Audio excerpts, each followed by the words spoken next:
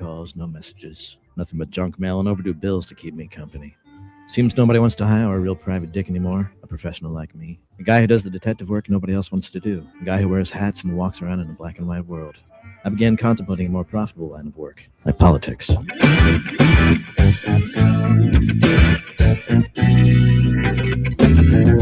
are the show you want to know. It's time to talk to you. All right, folks, good afternoon and welcome to this edition, the Wednesday edition of the Joe Mangiacotti Show on AM 830 WCRN. I'm Joe Mangiacotti, and you can join the conversation over the next hour at 508-871-7000. That's 508-871-7000. And the text line is running, and that's very simple. You text it like you would anybody else at 617-297-8388. 617-297-8388.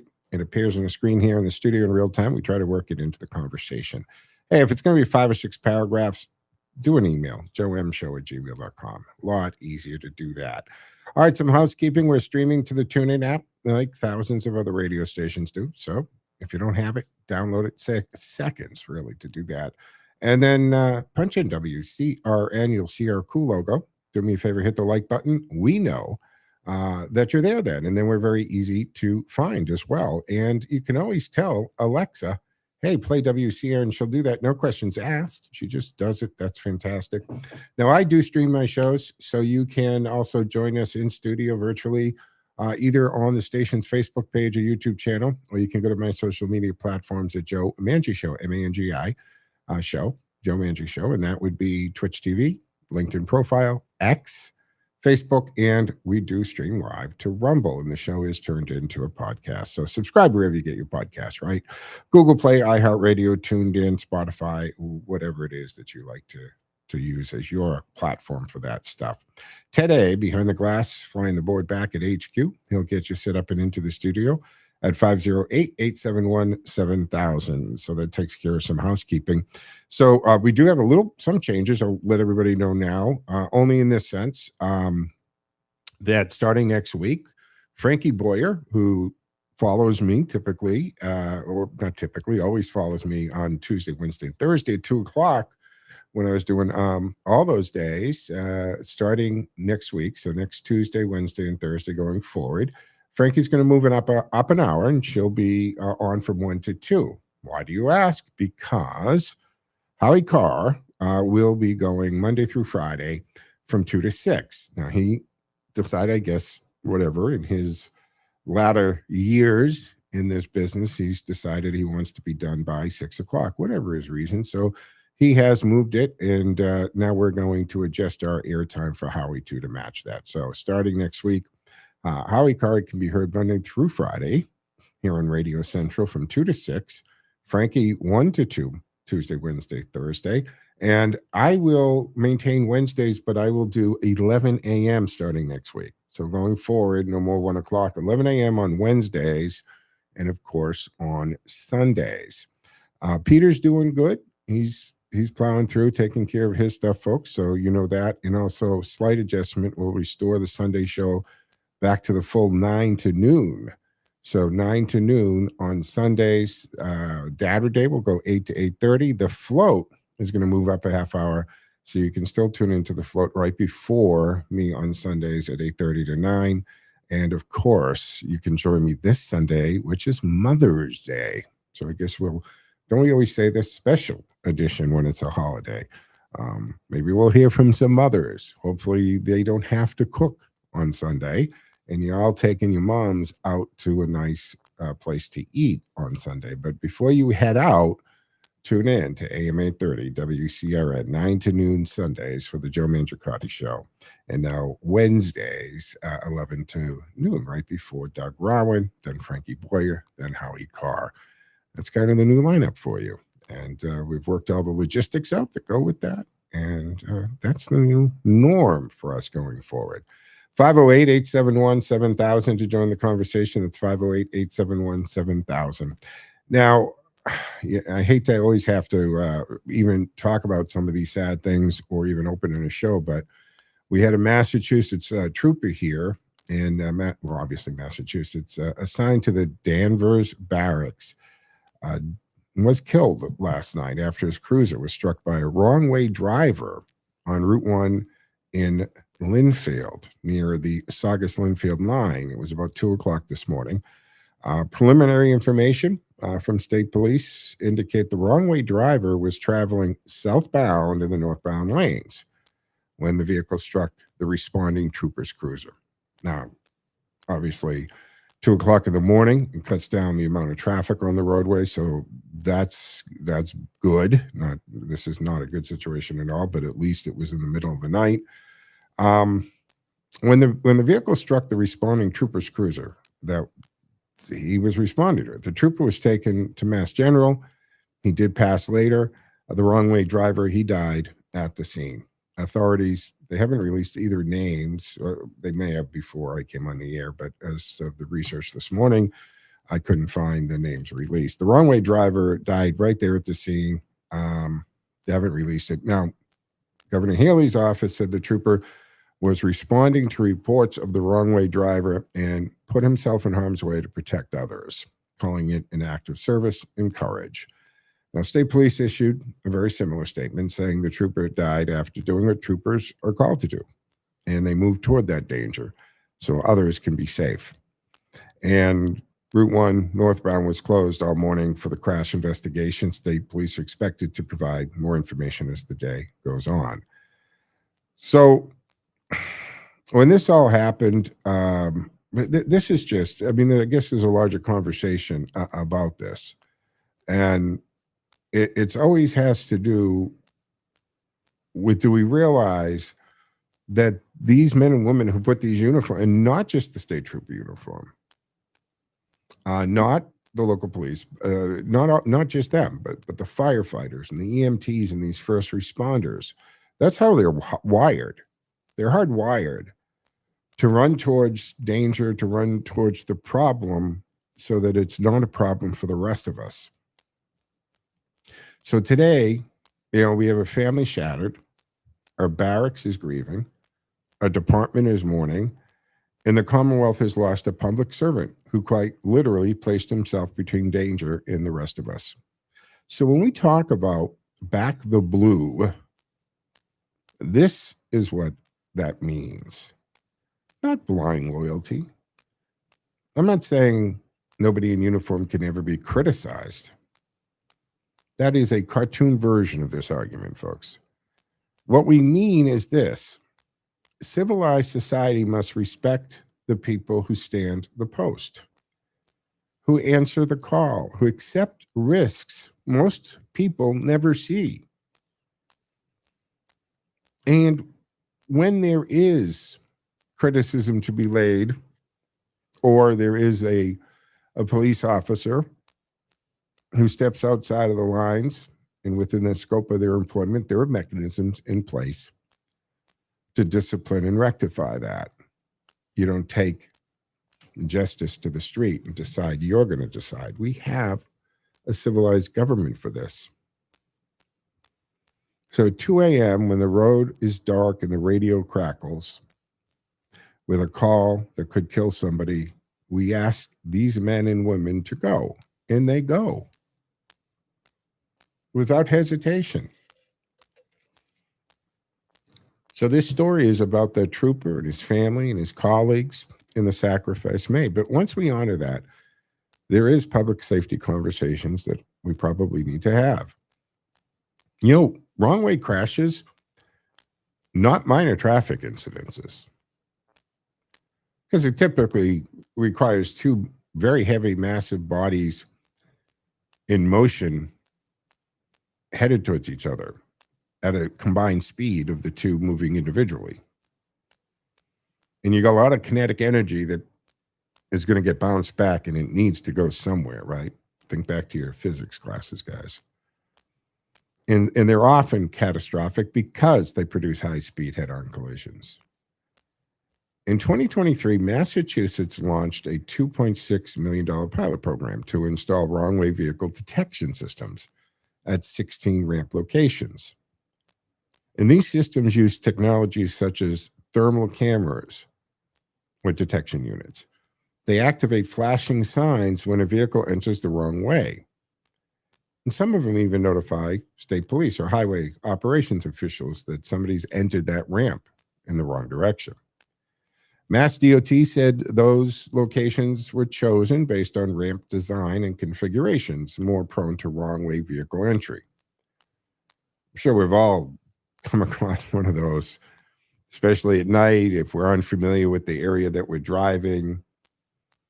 A lot of times your GPS helps you not make these mistakes, but it's dark, maybe not well lit, and maybe make the wrong way. Route 9 in Framingham in the center, that's a weird thing, right? Where Framingham State is. I see people all the time get confused because you've got traffic that's doing the U-turn on 9 going from west to eastbound. And then that's next to the road coming south, and then the other one coming. It's very confusing. I see people make mistakes there all the time, and that's in the middle of the day. But these locations were chosen, again, on the design, the configuration, more prone to the wrong way. The pilot included locations in communities like Berniston, Burlington, Danvers, Plymouth, Webster, and some other towns. And the Federal Highway Administration has identified wrong-way detection systems as an active countermeasure. And these systems go beyond static signs by detecting, again, through thermal and motion detector wrong-way vehicles. And they try to warn the driver. I mean, you've all seen this, right? Especially coming off the pike. You have that little red sign with the wrong way. That always makes me think of, I'm sure a lot of you say, one of my favorite older movies, right? Planes, Trains, and Automobiles with Steve Martin and John Candy. One of the funniest scenes in there. John Candy is messing around and he gets his jacket caught and he goes down the ramp up and he's wrong way in the middle of the night on the highway. And when the couple is trying, they're beeping their horn and they're trying to get a hold of him, and Steve Martin wakes up and he pays attention and they're yelling at him, "You're going the wrong way." And he tells that to John Candy, and John Candy says, "They must be drunk. How do they know where we're going?" It's one of the funniest scenes in a movie ever. Some of you know what that is. 508-871-7000 to join the conversation. Also yesterday, some crazy stuff going on over at Natick Lab. And if you caught this, we had yesterday morning, a little after 9 o'clock, Natick police got a call about a distressed on-duty armed civilian security guard at the Army Natick Labs. And I grew up in Natick, and Natick Labs it was always part of that community growing up. And we were told when we were kids that because of the labs and all the research, and this is one of the biggest military bases, or military installations, I should say, in New England, is actually the Natick Labs. And this is where they do the Soldier System Center. And they say that this armed civilian security guard was making statements about harming himself only, no threats to anyone else. But Natick PD responded. The guard fled from the office onto the base. The base posted on Facebook, "This is not a drill, shelter in place. Order is now effect for our installation, effective immediately." So Natick police, they sealed off that whole Green Street area, Greendale, and SWAT sealed it off. Some excitement there. I don't know exactly how that went out, but the Chief Hicks in Natick came out. This person that we were looking for was an on-duty security officer for the base. He only made threats against himself. Army Natick POA, Public Affairs Officer, thanked the Natick PD, Fire, Mass State Police, SWAT, etc. Said counseling resources are available for staff, and they extend our thoughts and support to the individual. So we lost a trooper last night. Some excitement over at the Natick Labs base. 508-871-7000 to join the conversation. Lines are open and available. Mark, let's go to Mark, who's waiting patiently. Hey, Mark, good afternoon. What say you? Well, it must be on the same wavelength. You're talking about just what I was going to talk about. State trooper being killed on Route 1 in Linfield, 2 o'clock in the morning. Yeah, So he's dead. DOA at the emergency room, and now they're showing all the endless things they have. But anyways, I'm watching all of this, and I'm watching the news pretty close. And they say the perpetrator, the guy that hit him, was going the wrong way, and he was driving a big Jeep SUV, and he was also killed at the scene, but they don't give his name. They don't give his identity. Maybe I didn't listen at the right time, but I've been listening to it all morning, and I haven't got the name of that perp yet. Neither have I. Do you think that they just haven't notified that's a little odd?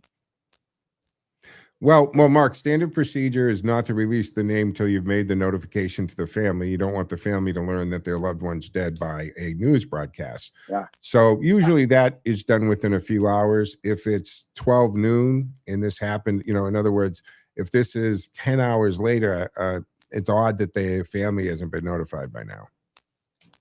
I'll say that. You know what I'm thinking? Yeah, I know exactly what you're thinking, man.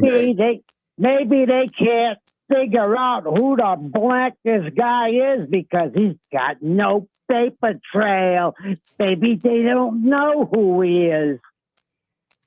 Well, Mark, I think it's fair to say, flash through my mind, clearly your mind, and I think probably a lot of people listening to this show is first thought that you think is, oh, is this going to be another illegal with a license or legal without a license?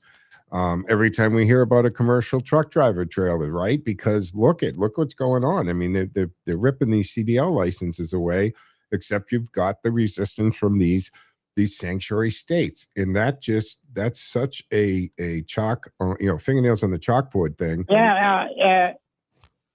They just showing the trooper's car right now on channel 25. Yeah. What a mess. And that was 2:00 in the morning. Mm-hmm. His trooper's shift was till 2 in the morning. He bought the farm right at the end of his shift. So that's that's almost 12 hours they had time to decipher who this guy is that hit him and killed him. 12 hours. Yeah. And sometimes you know how it is, especially Massachusetts, New York, California. I know how it is with the media in this. If you know where I'm going with this, and if that's the case, damn well they're going to suppress it.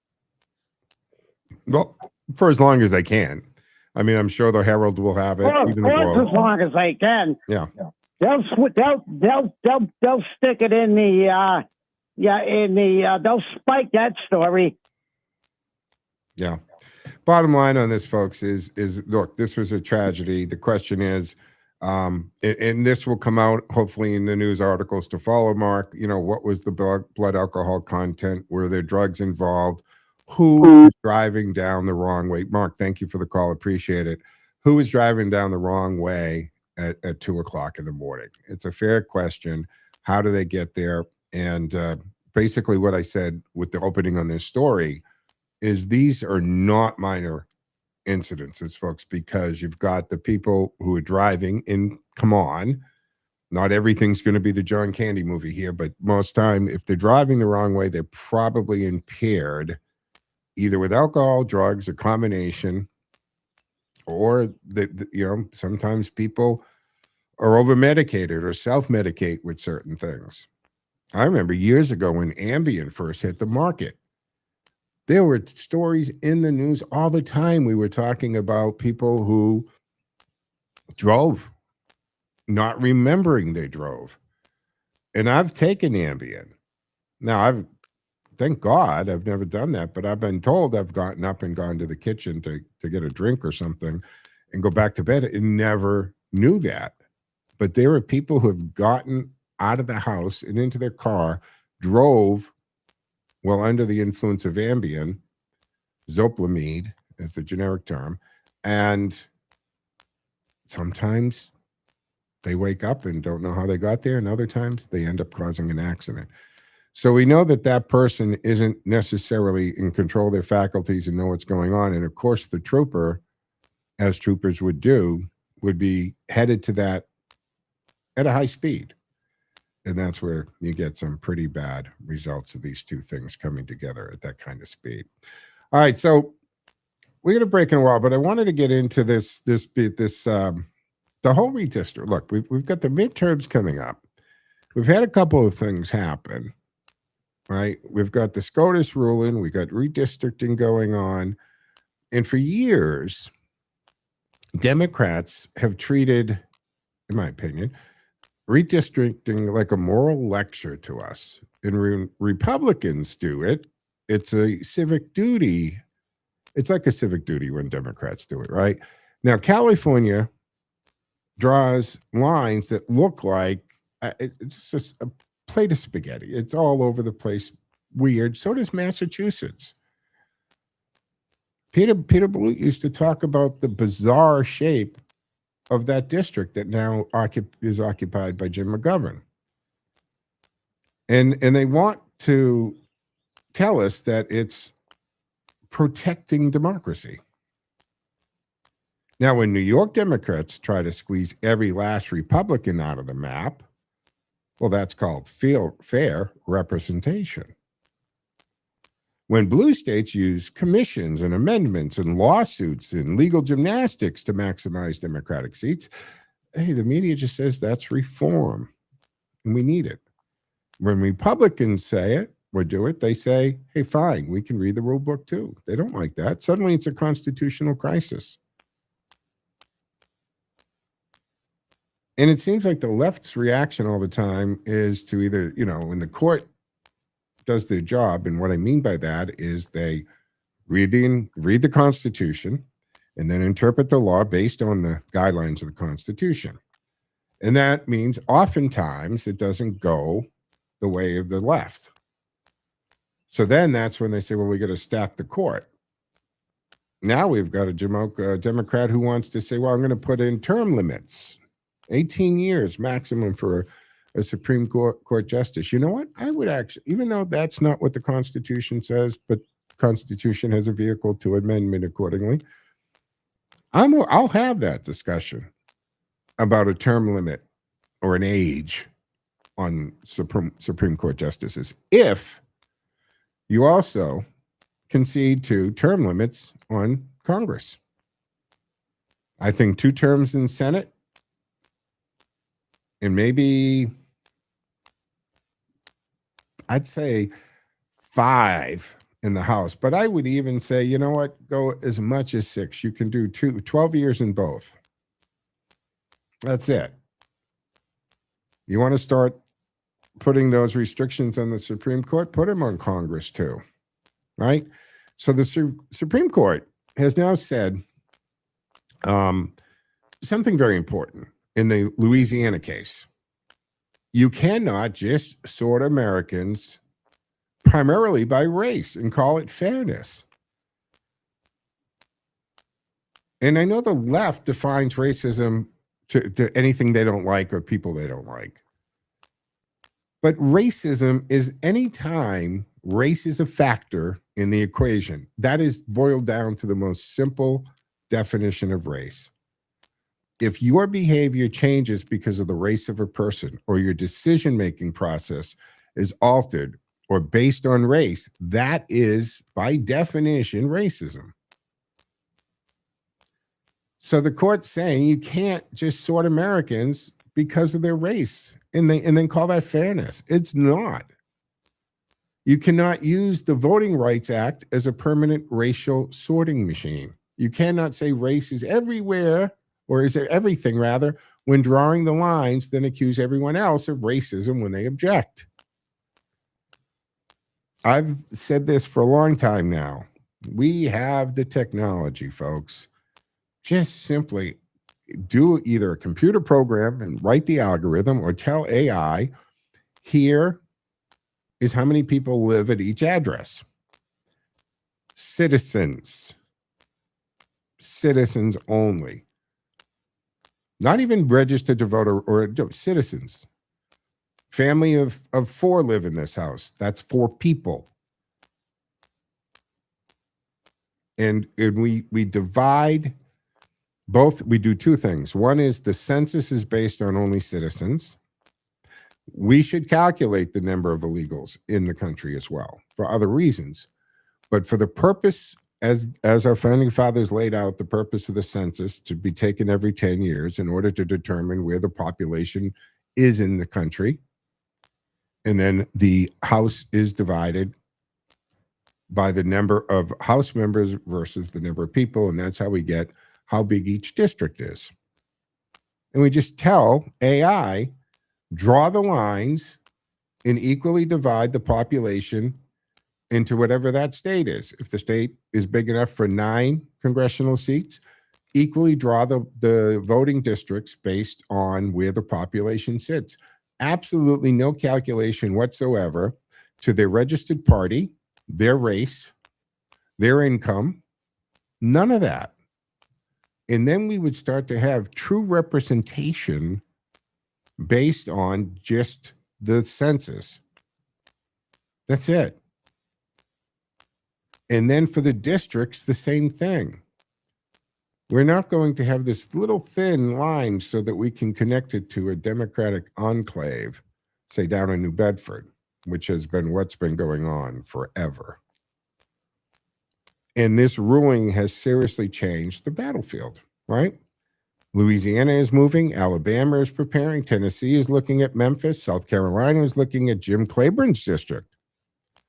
Florida has already made its move with a new map signed by DeSantis. And according to Beltopedia,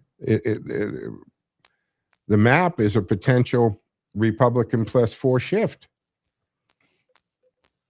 And that's putting Hakeem Jeffries over the edge. He's flailing about. He's sending people to Albany, trying to get New York back into the redistricting game. Why? Because he sees what is coming. Democrats thought they could gerrymander their way to a House majority, especially in blue states, but they may have overplayed that hand, folks. Republicans in red states now have a simple message. We're not going to unilaterally disarm. Folks, we're going to take a break here on the Wednesday edition of the Joe Mangiacotti Show on AM 830 WCRN. Lines are open and available, 508-871-7000. 508-871-7000 or text line 617-297-8388. Stick with us. We'll be back on the other side and wrap up this Wednesday edition of the Joe Mangiacotti Show. And did I come out too early? No, I'm sorry. There we go.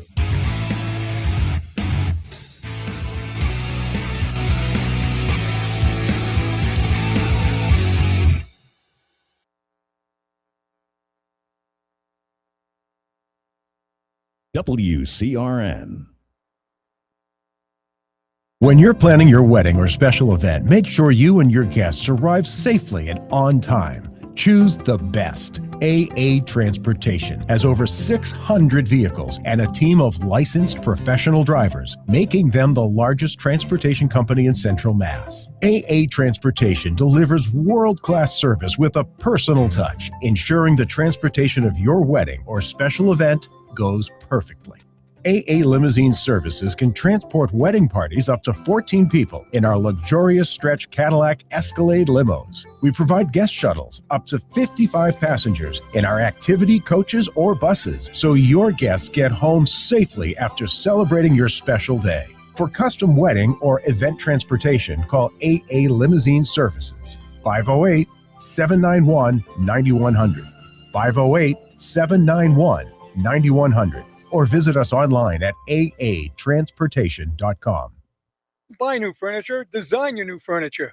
Visit O'Shea's Furniture in Sutton and you will be able to work with the staff to design your furniture from the frame up to include the color and style of the furniture. O'Shea's works with Amish furniture makers and they will build your furniture to your desire with quality craftsmanship and quality materials, and the price is competitive. Check them out online or stop into their showroom on 113 Singletary Ave, Sutton. You won't be sorry you did. If you've ever worried about a parent or a loved one eating well, here's a simple solution. Heart to Home Meals delivers great tasting, ready-to-eat frozen meals made with seniors in mind. With over 150 choices, it's easy to find meals that fit different tastes and dietary needs. There's no subscription and no minimum order. And delivery is always free. Heart to Home Meals, a smart, comforting way to make sure good food is always close by. hearttohomemeals.com.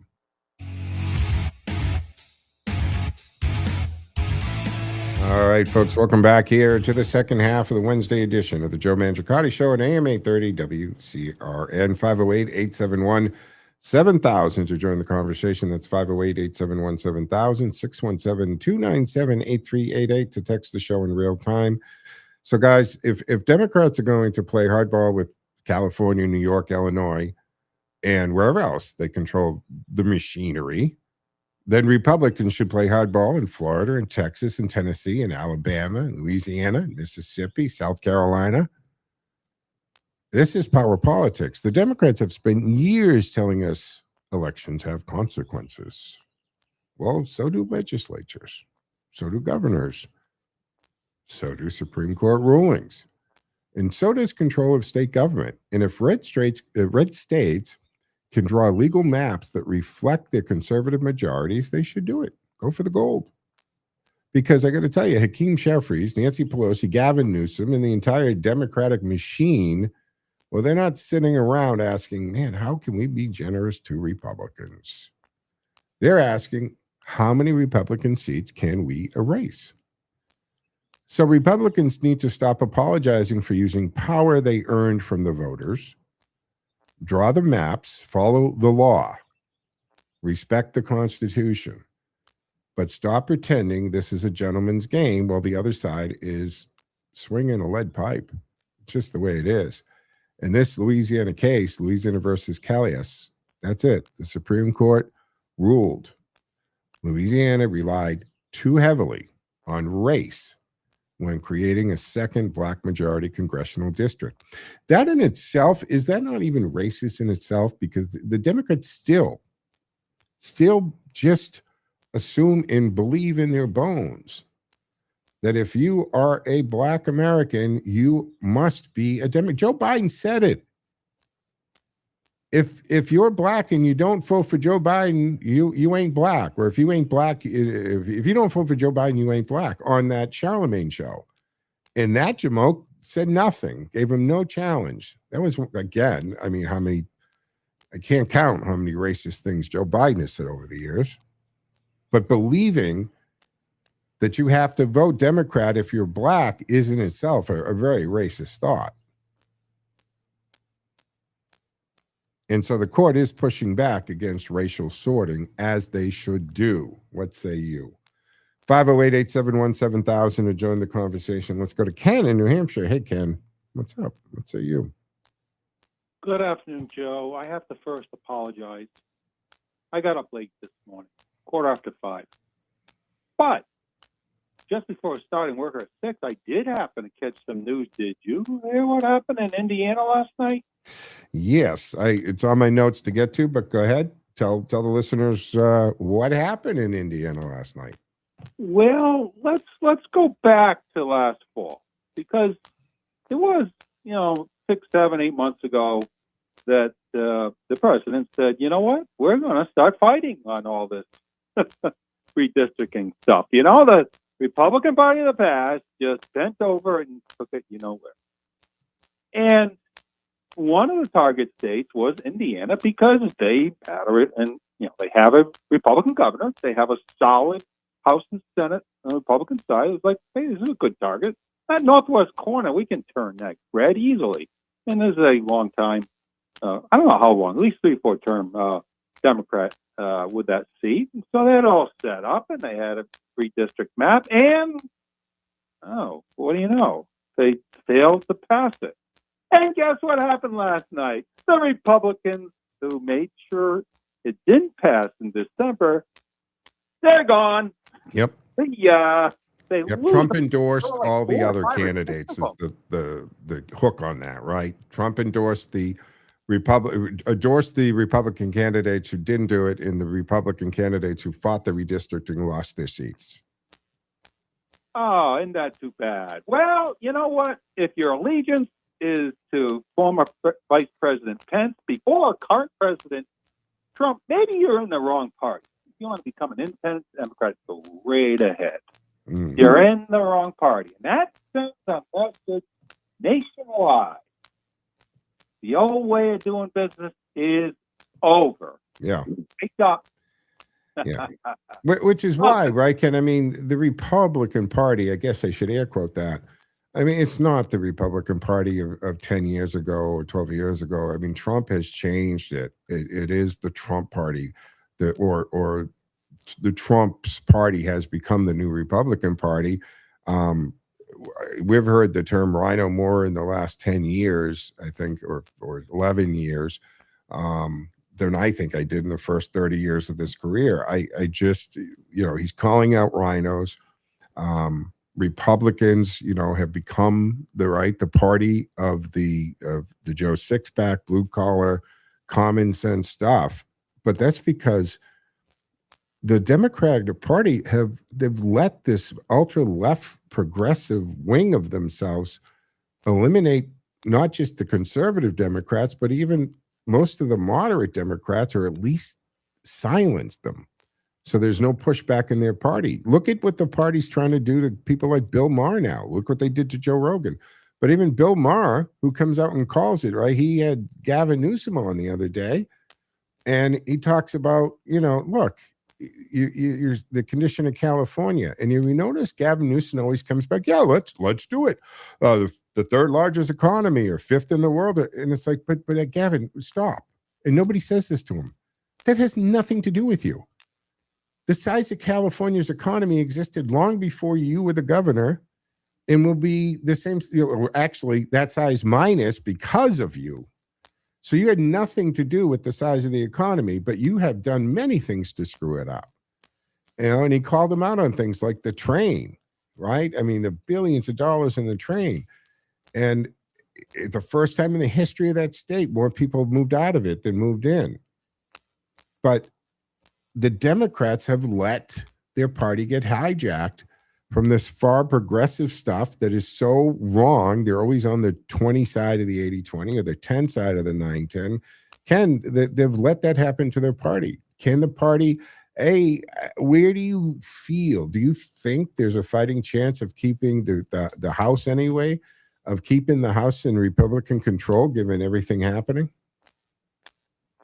It's still slim, Joe, but compared to 2 weeks ago, it's a lot better. Yeah, exactly.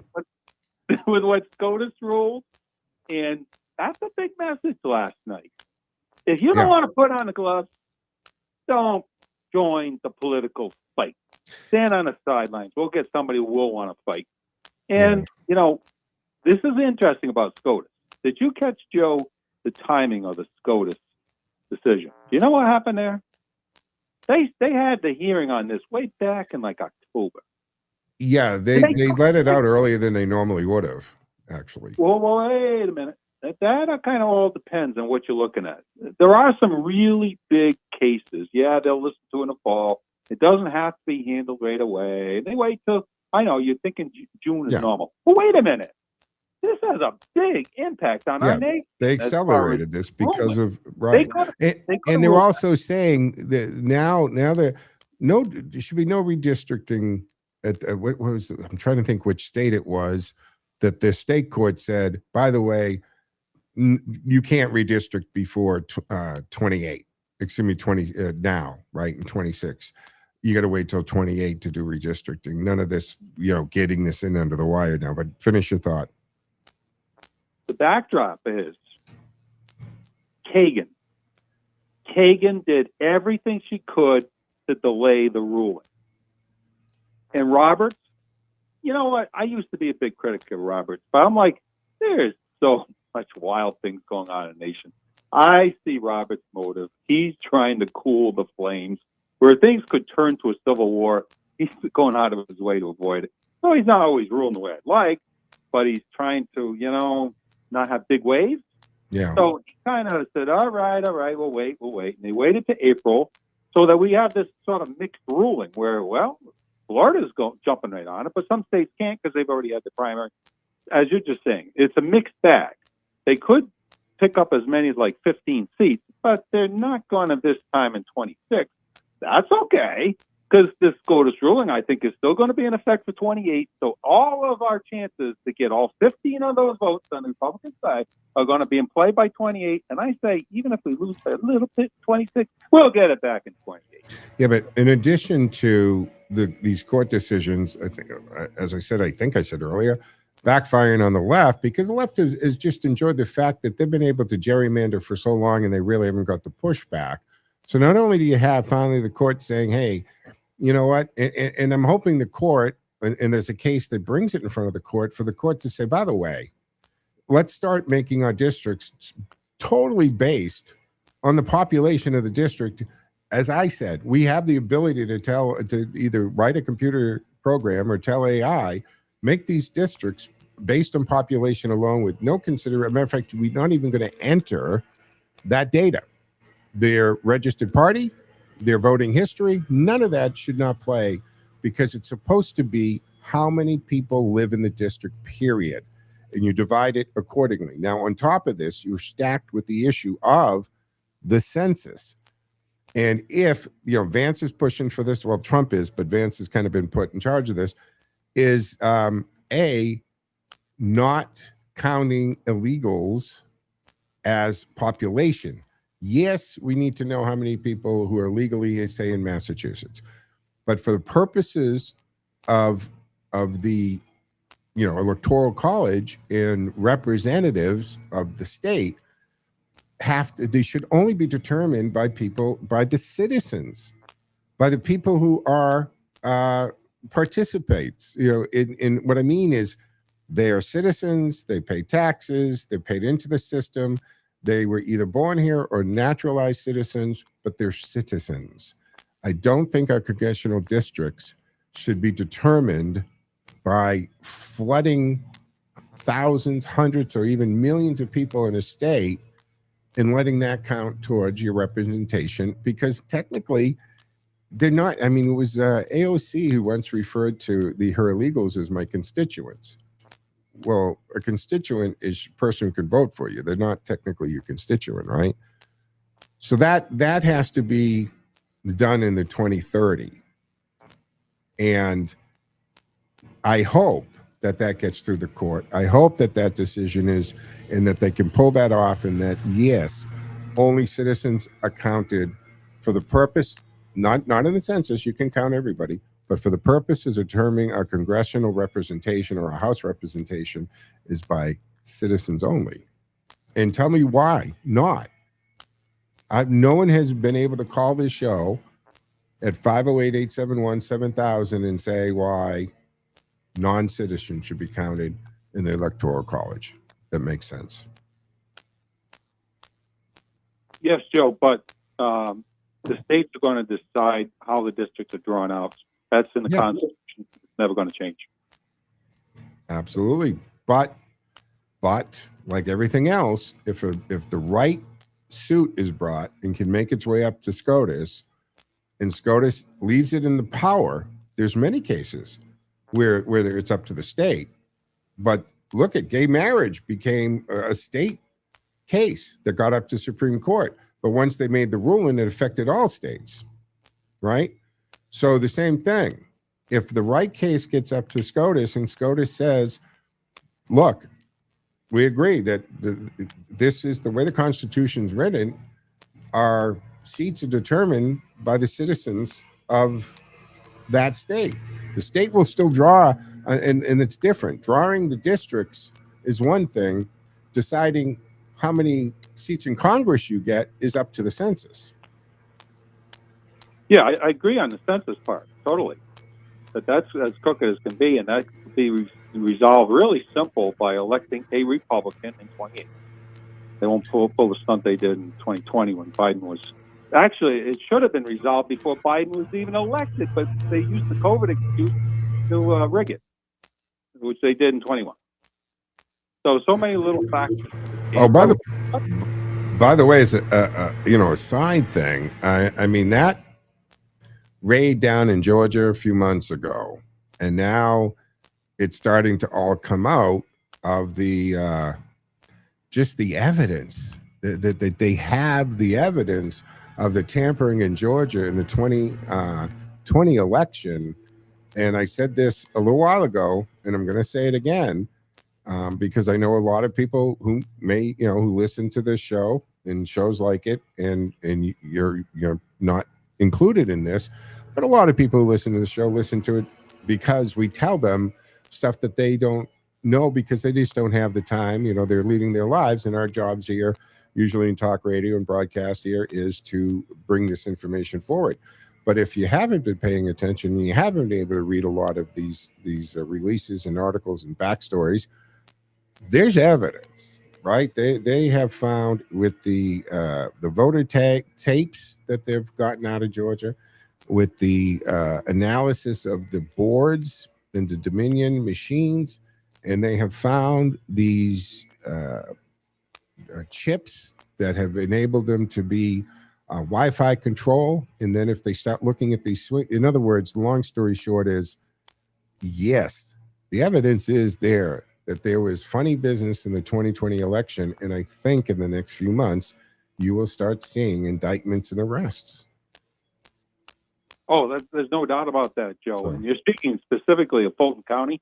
mm-hmm. There's another fascinating story. You know who was the slob on the Republican side on the whole Georgia story in 2020? Oh, that would be the Attorney General. You remember his name? Raskin? Raffensperger. Yeah, And Ratzenberger. guess what he's doing this year? He thinks he's going to run and win the governorship. Oh, think again there, buddy. He's third in the polls. You get your comeuppance, buddy. Yeah. You thought you're going to get away with that? You're going to pull a rhino trick? Nope, not anymore. Wow. All right. Well, I'm going to get into Colorado in a second. Ken, final thought? No, there'll be plenty more to speak of, but Yep. I love what's going on in Iran. We'll talk about that some other day. Yeah, it's on. I won't have time, but I'll get into it on Sunday show. Again, starting Sunday, we go back to the full 3 hours, 9 to noon.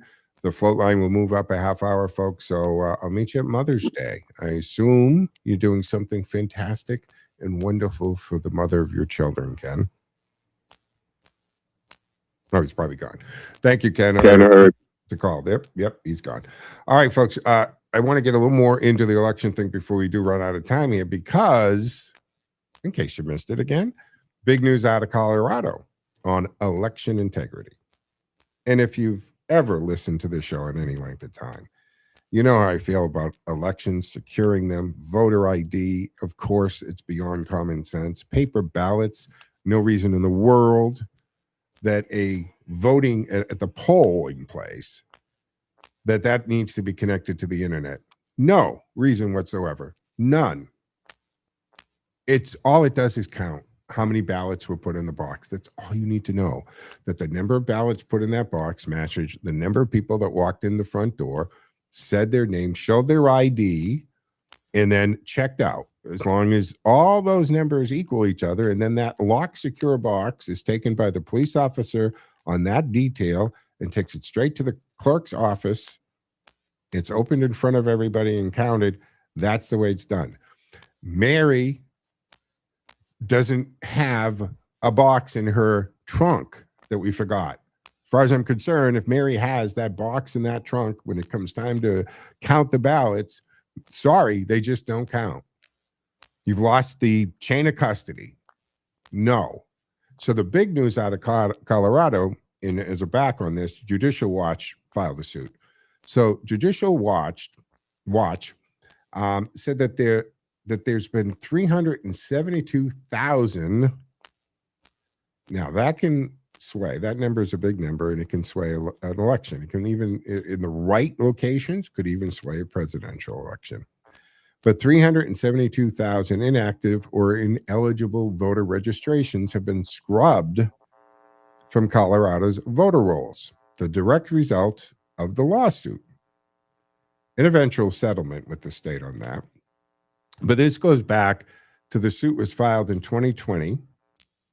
And Judicial Watch said, look, Colorado officials accused them of failing to properly maintain their voter list as required by Federal National Voter Registration Act. So after years of legal pressure on this, the state settled that suit in March of 23. And now it's been confirmed that the removal of these 372,000 outdated names since then. And this is what happens. Some, watchdog group, activist group, says this has got to happen. For some reason, most of the Democrats I talk to act as though purging is a bad word. When it comes to voter rolls, purging is a fantastic word because it helps maintain the integrity of the election process. And if you aren't concerned and quite frankly angry if elections are messed with, or if your vote is diluted, or if your vote is stolen, shame on you. And purging a voter list is not evil. It is required.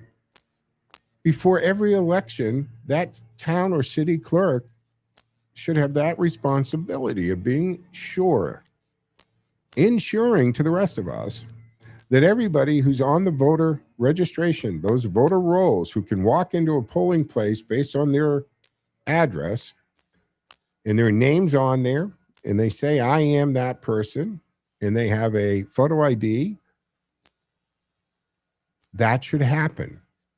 Because if there's one dead person on that list, or if there's one person that has moved out of that district, or if there's one person, right? We've got this, who's this candidate, right?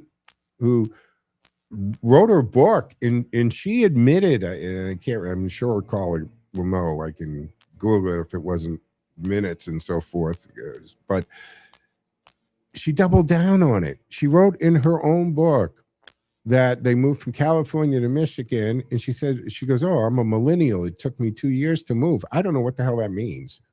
Why does it take a millennial 2 years to move? Most of us have moved in a weekend, sometimes a day if we needed to. Who takes 2 years to move? But she admitted in her book that she was living in Michigan, but voted in California. And this is the same, this candidate is a woman who said that somebody else who voted back in their old address after they changed their address, that's illegal. And in this interview I saw with her, she said, well, knowingly. No, I'm sorry, it's not knowingly. Ignorance of the law is not an excuse here, lady. If you were living in Michigan and you would continue to vote over a 2-year period in California, that's election fraud. And she's written it in her own words in her book, and she's doubled down on it multiple times on national interviews. I think that somebody should look into that.